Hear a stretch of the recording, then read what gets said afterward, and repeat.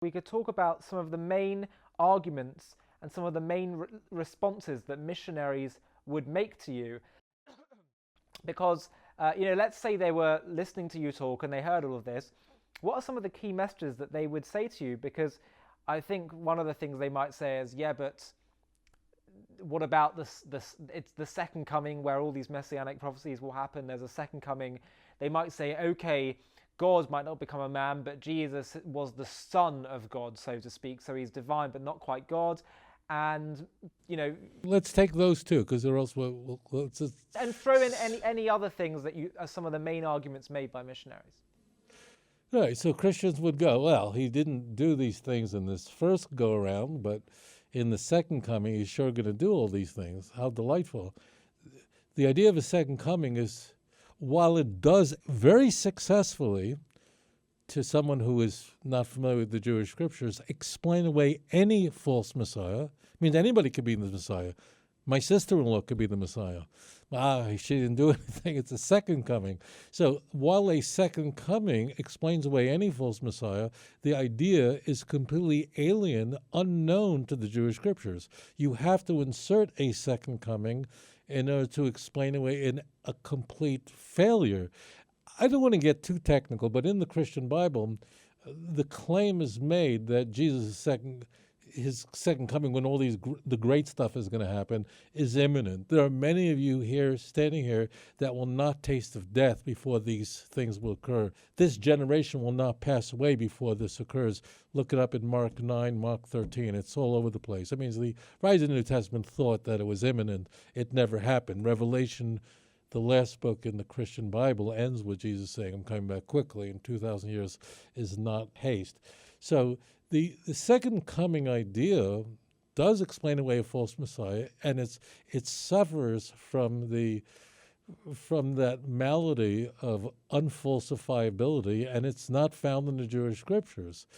And isn't it strange, isn't it odd that all the claims that Christians make, that Jesus did do some things, not like he did nothing, isn't it interesting that all the things he supposedly did, like come into Jerusalem on a donkey, or two donkeys, depending if you read Matthew or Luke, we'd have no way of knowing it today if he fulfilled Zechariah 9:9. You can't look it up.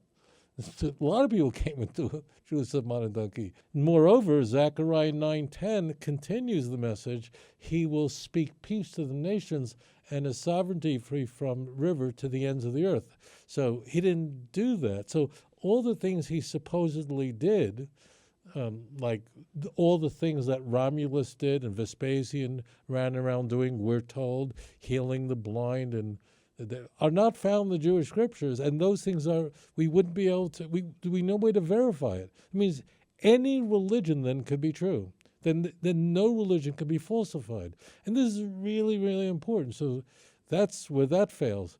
Your second question was, remind me the second question? About, rather than Jesus being God, he's the Son of God. So he has... Oh, yeah. So this is really a good question. I write about this in Volume 1 of Let's Get Biblical. I have a whole chapter on this. So the term Son of God is a very elastic term.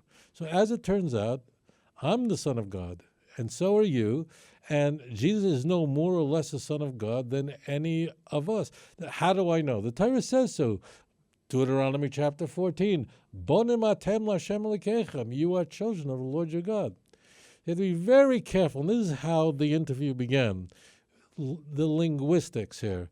We have to be very careful about semantics. We are interested in what is meant, what is conveyed in these words. The Christians have adopted a Greek sense of the Son of God.